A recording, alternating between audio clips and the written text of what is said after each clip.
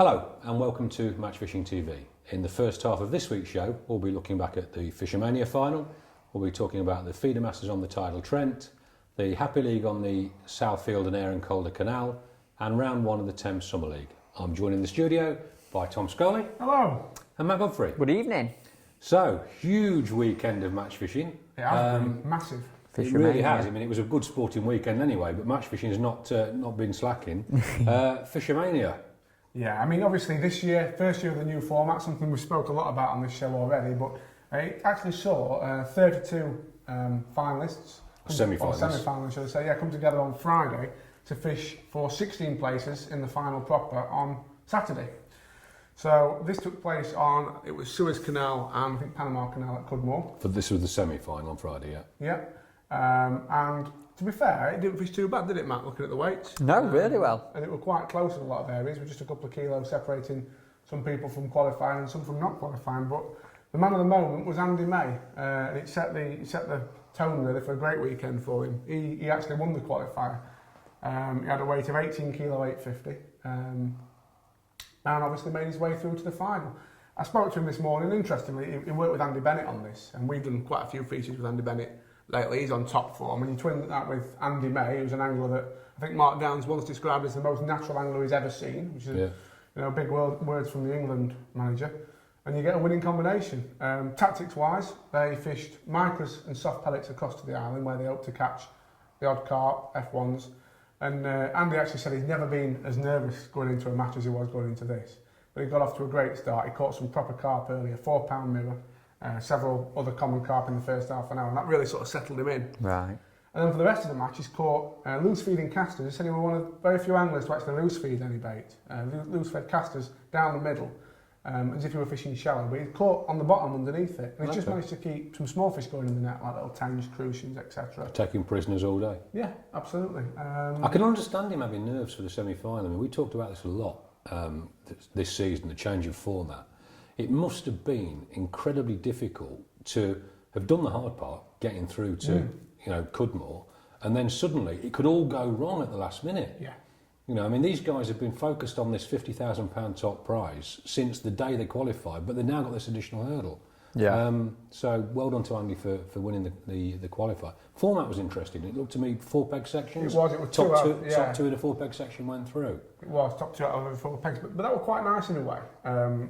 From a match organiser's point of view, I've probably done a similar thing because it means that you could potentially have a section full of superstars that only 2 can go through. Yeah. And it does knock out 2 of the seeds. Yeah, absolutely. It makes things interesting, and that's how it turned out. And looking down the list, there were some real ding-dong battles in that semi-final. But obviously, Andy's like a regular at Cudmore anyway. He does a lot of his coaching there, so he's really made that local knowledge and experience count. Okay, and then on the big day. Oh, well, Tom said that we're nervous in the semi-final, but he said he had a few beers, chilled out on Friday evening, and he were nice and settled in the final. You said, didn't you? Wasn't nervous at all. And I saw some pictures and videos of him setting up, and it was just him usual self. He just seemed to be smiling permanently. He's got to be one of the happiest men in angling. He was just waving to the crowd, setting himself up. And some interesting tactics in the final, because it was so busy fishing, wasn't it? In previous years, it's been big carp that have won it and a bit of margin fishing and not as many fish. But this year, everyone seemed to be getting a fish every chuck in. I spoke to a few people and they said that everyone were catching fish for most of the match. I saw some posts on Facebook that basically said F1s and I'd. Yeah. That's going to make for a fantastic match, and it did. Oh, certainly. I mean, and suited Andy down to the ground. Absolutely. I mean, his tactics was to loose feed some bait, sure, and the wind were quite bad, so he decided to concentrate on this short pole line, make sure he had his feeding right, his presentation right on this one line. He loose fed casters, fed some little hard balls of ground bait to focus the fish down, so he's got a big area of casters to draw them in, little hard balls of ground bait to draw them down. The rig, yeah, and he's fished nice and light. He's a big fan of fishing light. I've done some features with Andy, and he's an angler that goes along the lines of fish light, get some bites to start with and see where you go from there, and he's done that in this match. He's fished 0-10. Interestingly, a big hook, a 14 up with a little piece of worm on. So he hooked maximum amount of fish, a little piece of worm that looks a little bit like a caster on the bottom, and he's caught a bit of everything. He's caught some little F1s, some skimmers, a load of hide, A rogue tench in there, and he's ended up with 27 kilo 850. Won the final. Which is a big weight in those circumstances, and with those Lovely smaller days fish. fishing, Well, yeah. mixed fish, nearly £60, isn't it? Yeah. Nice net of mixed fish. Stunning net of fish. But genuinely, I couldn't be more pleased for him. Yeah. He's had Andy Bennett behind him in the final as well, and like Tom said, it's just a winning combination. Absolutely. I mean, Andy May has, in previous finals, he's been sort of the expert on the bank and offered expert opinion so many times. Yeah. And it's been fantastic. He's been able to underline that he really does know what he's talking about. I mean, this is a guy. I mean, obviously, he's been part of our team on match fishing and pole fishing for a very long time. Yeah. No, absolutely brilliant. Well done, Andy May. Yeah. And what's he going to do with money? Well, he's a big family man, as you know, and he's got 2 young kids. And he's put some money aside to get them through university, so he's been quite sensible, really. Yeah. Buying a new van, and he said he's going to go on holiday as well, so you can't fault him. 50 grand's a lovely amount of money to win, though, isn't it? You can actually, you know, a lot of the amount of money you win in matches is, it's not inconsequential, but it's a help for a month or so. But 50 grand, that's something you can really do something good with. Is his coaching fee going up, do we think? Now he's got this, got letters after his name, Fisher. Probably will, no idea. Won't be surprised. It's a superb performance. Well done, Andy May. It really. Let's have a chat about the runner-up, because I mean, it's got to be one of the worst matches ever to come runner-up in, isn't it? Well, normally I'd say yes, but this year he got 10 grand for coming second. Oh, okay. Well, that helps. So yeah, that's a nice little bonus. Yeah. But actually, as you say, you know, Kerry Kirkwood, who was second, he's one of these anglers who just seems to be a little bit unlucky and slip under the radar. But there's not many big finals over the last few years that he hasn't either qualified for or been very close to qualifying for. He's a fantastic angler. He's brilliant. He's brilliant. I remember seeing Kerry as well years ago, fishing like our subscriber match and stuff like that. And he always used to do really well then. And then these last like 3, 4, 5 Moved on years, again.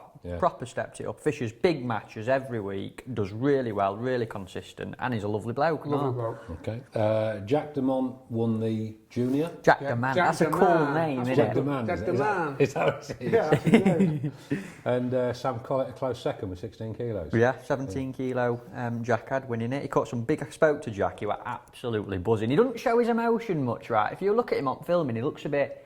But I think he was just a bit shy and He's a bit like Dempsey, isn't he? When I met James Den, never looks happy. He could win 100 grand and... Just steady away. But we spoke to him on phone after he'd won it, and he was absolutely buzzing. He caught some big skimmers down the edge on worms over ground, mate, which were interesting. No one else really did that. But well done, Jack, and well done, Sam. All right, so we've covered Fishermania pretty well. Feeder Masters on the tidal trend. Yeah, I actually went on this match, and it was quite a dramatic tide, actually. It came up just about 4 feet during the course of the match, so... I nearly got my toes wet, but it fished really well. You know, it's going to make a great national on there this year. And obviously a lot of anglers fish the feeder masters treating it as a practice for the national. But the match winner was somebody who's been doing really well on all sorts of natural venues this year. Wayne Bartholomew, he's a Sheffield lad. Yeah. He had £15.15, caught some skimmers and hybrids on the feeder. The other zone winners were Tom Noughton and Paul Hardy. Both of which had £9 weights, but it were really close. You know, there were quite a lot of people with £5, £6, and obviously on there's that many bonus fish. You're only ever really one bite away. But £15, I mean £16 all bar and out. So that's a lower winning weight than I would have expected for a tidal trend match at this time of year. I'll tell you, it's interesting how it's fishing. Speaking to the locals, they're all sort of saying the same thing really. There's not as many skimmers and barbel feeding as traditionally you'd expect on the river.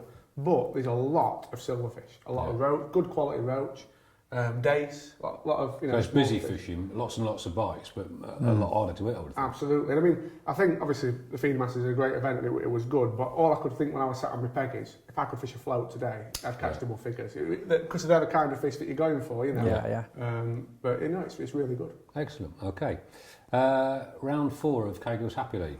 Yeah, they broke the format up a little bit on this one. Obviously, a big league. Every time we explain it, they'll change it. Yeah, it's brilliant. But I liked what they did. They put half the match on Southfield Reservoir, which is basically the start of the Aaron Calder Canal. That's where the canal comes out Feeds of. from, yeah. Yeah, and the other 4 sections on the canal itself, and it fished really, really well. I can't believe how much this canal's changed. Southfield Reservoir were run with... that was terrible, that. Southfields was won by Sean Wright. He had 19 kilos. I think he caught him on a feeder. And Gareth Lambert was second with 11 kilos. Sean, my old teammate, used to fish at Keenex Central. That's him. Maveret. Yeah. That's him. Yeah, I know Sean the sheep ever so well. He's another one, always framing in. He does really well. fishes loads of different venues. And then the canal, I couldn't believe this, was won with 18 kilo, Barry Howgate, and James Cameron second with 17,600. But there was 5, 6, 8 kilo weights of skimmers all the way along this canal again. And 5 or 6 years ago, you never really caught a skimmer in there. It was roach, wasn't it? Yeah. So it's been like an explosion. I know Italy had an explosion of skimmers a few years ago, sort of 10 years ago. In Italy, they started catching loads of little tiny skimmers, and now, modern day, they're catching loads like up to £1, and it makes you wonder if that sort of thing's happening. There's this natural phenomenon it's happened over here as well. Excellent. Okay, so that's been a good one. And first round of the Thames Summer League, Tom. Yeah, I actually travelled down and fished that myself because we've got our Drone Knockout Cup round 3 on there in a month or so's time. And what an accommodating bunch of them the Oxford lads are. They're lovely, aren't they? Such a nice bunch. Do they talk posh? They do a little bit, yeah. It's like Morse. Everybody talks like Morse. Even the sections sound posh. Colin. Anyway, it's a team match, teams of 5. And to be honest, it fished a little bit tougher than a lot of people were anticipating. A lot of people have been down in the weight. They've caught weights to sort of 20, even more, £25 a roach on tears. It's undoubtedly some of the best pleasure fishing in the country, the Thames. Yeah, I mean, it's some massive weights. And although there were big weights, it wasn't really the roach that fared. The roach didn't seem to play ball for many people. The winner was Tony Hobbs. He caught £52 actually of bream on the pole. Wow. Which is a lovely Great day's fishing, yeah. He's sort of started his match by balling ground bait initially, and he's got it over his balls with his chop worm and caught some bream. Bream fared early for the lad next to me as well, Ian Young. He had £33 4, got 8 bream for that. But the problem on the Thames is, on a lot of it, you can't see anybody around you. Literally, I'm sat in these woods and I couldn't see anybody. So I had no idea that he was catching these fish. And he's come up to me at the end, Ian, and he actually drew next to you once, didn't he? He's had my pants down this year already. He has, and now he's had yours down as well. And he loved it. He put it all over Facebook. I love battering the bagging bros off the next face. Excellent. Okay, well, we'll go into the break with this interview that Tom got. See you after the break. I've been on the Drennan Oxford Summer League today on the River Thames, and the winner with a magnificent £52.12 of bream was Tony Hobbs. How have you caught him, Tony? Mostly on the pole, really, all on the roach line, believe it or not. Pulled it on the 10, 11 metre line, expecting to catch roach. Just run the chop rig over the top to start with. Nothing happened really for the first quarter of an hour. Caught a couple of rough before the worst. Had a few chucks on the tip, nothing happened on that either. Come back on the roach line, run the chop rig over it again. Had one about £2.5. Thought, well, that's my lucky fish out of the way. Just thinking about going back on the roach rig. I've had another one, so that was that out the window. And then I've had probably another 12 in the next hour. Literally one chuck, and then they've got me. That was the end of that. Awesome. You said this chop rig, what sort of size float did you have on it? 3 grand running. A biggish hook and a piece of worm, was it? Yeah, size 12. Only small bits of worm and size 14 hook. And how many bream in total have you had? Probably 15 or so? No, I think it was either 13 or 14. 14. Well, it's an awesome weight. I think your team did fairly well on the day as well, did you? I think I'm second. Second. Well done. Cheers, mate. Awesome. Cheers.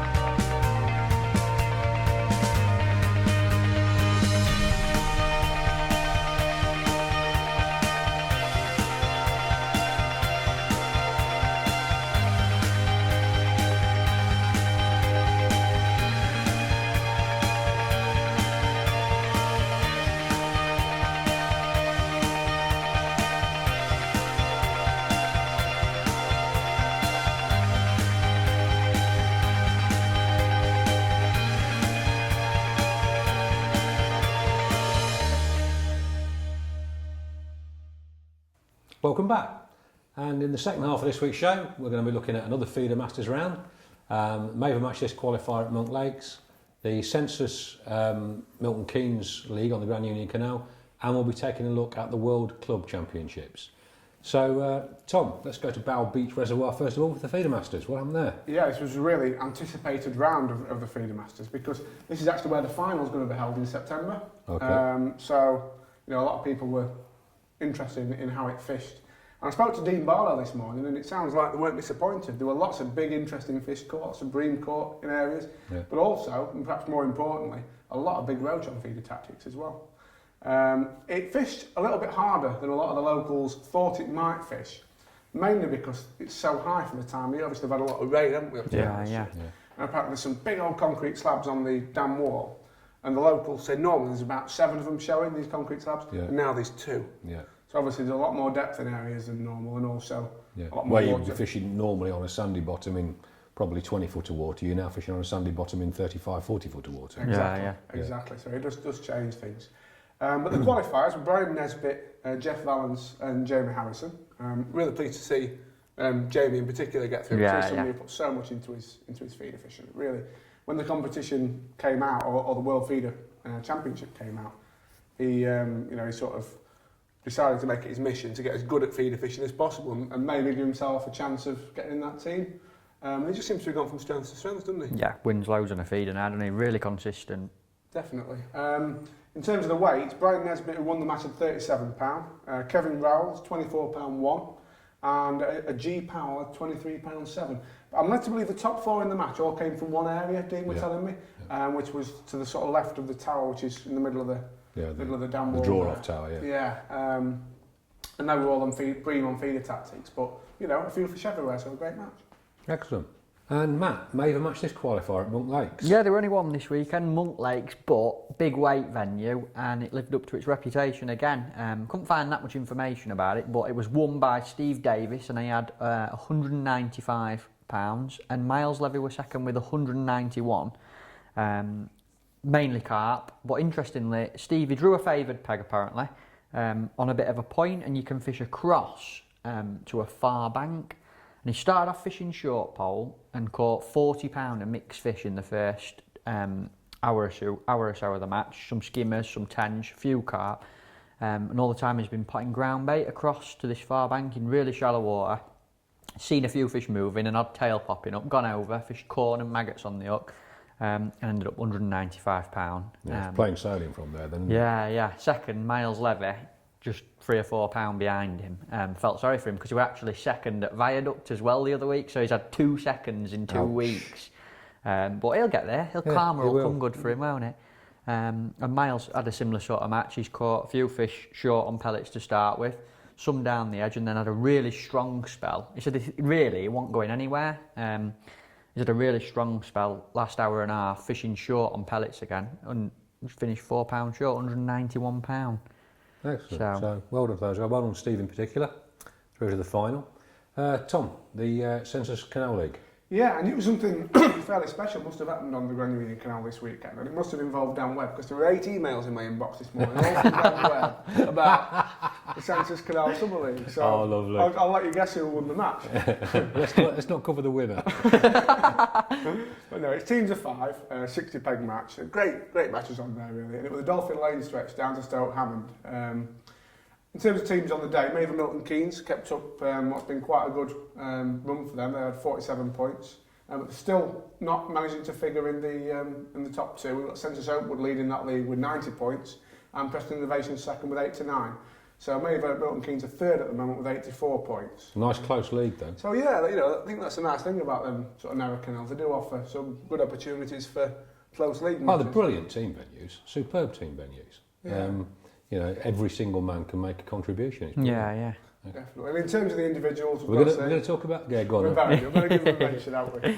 Daniel Webb won the match. He had £31, 5 ounces of... Daniel Inbox Webb. That's it, yeah, bless him. 31.5 of bream on chop worm. He caught 16 metres in 15 inches of water. Jim Gibbs was second with £21 7 ounce. He caught on worms. And as did Simon Drew was third with £19 8. He caught on worms as well. So it was a worming day. Yeah, really. I'll tell you what as well, it were interesting, a couple of things. Do you see Dan Webb's peg that he put on Facebook with the tins in front of him? He'd got to his peg in the morning and there's some tins like 3 foot high, and he's actually put his box on top of him, extended all his legs up. He needed a blooming ladder to get on it. I'd had vertigos out there. I don't think he did it for that. He probably did it so he could look down on everybody. That's what that's it, innit? But then again, you look at that 15 inches of water, you see some fish in his catch shot, we've got a picture of it to go up. And they must have the bellies in the mud. Yeah. It's amazing how shallow water you catch them breaming on that canal. It's always freaked me out on canals. It's, you catch fish in water they've got no right to be in whatsoever. Some of the carp pegs down there, you look at it, you plumb it up, you think it's 7-8 inches deep, and you get a fish this big comes out. It's strange. Amazing. I never understand that. Right, okay. Fishermania would normally be the big story of the weekend, and we've well done Andy on Fishermania, but this result from the Ostellato Canal in Italy, World Club Championships. Matt, you've been at this level. Tell us about it. Well, I should be saying blooming Diowa-Dorking, being a Barnsley man myself. Because you've had a few medals over the years at Barnsley, but never won it. We've never won it. In fact, the last English team to win the World Club Championship was Essex County back in 1982 on the River Arno in Italy again. Yeah. Bob Nudd. Is it Bob Cheeseman who fished in that team? Yeah, a few old names in there. That was when Pete Clapperton actually said, "Okay, now I can make this a professional approach." And that the run up to that 82 World Club Championships, that was the beginning, if you like, of the professional era. Yeah. Aside from the Shakespeare Super Team, and that put Essex on the map. And so, all these years later, Diowa-Dorking have now been the second English team to win it. Yeah, second English team for 22, 23 years it is now. The team consisted of Will Raisin, Callum Dix, Des Shipp, Simon Willsmore, Darren Davis, and who else were there? Lee Edwards. Steve Gardner not fish? No, he didn't fish. Steve Gardner actually left Dorking. He left Dorking a couple of years ago, didn't he? When he quit with the England team shortly after. He left Diowa-Dorking. But it sounded amazing, the venue. I spoke to Steve Sanders this morning on the phone, and he says that it was so technical, the tactics. And you look at the result, Dorking won it with 23 points. And an Italian team was second with 27 points, I think they had. Close then. Yeah, but then third place was down to 44. So I think them two teams, the local team right on, and the expertise of Diowa-Dorking, have got it absolutely smack on. Interesting thing about it, talking to Steve, was they expected it to be all waggler fishing. This canal's 80 metres wide on some of it, and they went prepared with wagglers to 45 grams in weight to cast all the way over to this far bank, big long ones to get out of the wind. Another waggler line they had in mind were like halfway across the canal. He said they caught a few fish on it in practice, but they sussed something out on the pole. They sussed that you could catch some fish on the pole, mainly skimmers, anything from 4 ounce to 4 pound. And on the Friday before the match, Steve made a decision. You know what he's like, Steve Sanders? He's very military. This is how we're doing it. Yeah. Brilliant manager. Yeah. He said, right lads, we're not setting a waggler rod up. And they made the decision on the Friday night not to set a waggler rod up, to stick to the method that they'd learnt on the pole. And it's obviously paid off. They actually won both days of the competition outright. Which is no mean feat. Oh, absolutely awesome, incredible. A few section winners. Des Shipp and Will Raisin both won the section on first day. Callum Dix and Lee Edwards were both second. Si Willsmore fifth. And then on the second day, Darren Davis stepped in for Simon Willsmore. And Will and Des both come third in the sections again. See, Simon's local knowledge would have been invaluable because Simon lived many years over there. Yeah. He used to write for Match Fishing magazine a long time ago, letter from Italy, on a regular basis, and he's taken part in all those Italian domestic competitions. So, but you look at that lineup for Diowa-Dorking, I was going to say, and it's like it's almost an England team. Yeah, it pretty much is an England team, really. Oh yeah. But that is a big decision by Steve. That is let's leave the waggler rods in the bag. That is. But it gets even deeper than that, Roger, because he says that the pole tactics were. He says he's never been as on edge and nervous about a result as he was in this match at the weekend. I think it means a lot for him to win this match because he's virtually won everything, Steve.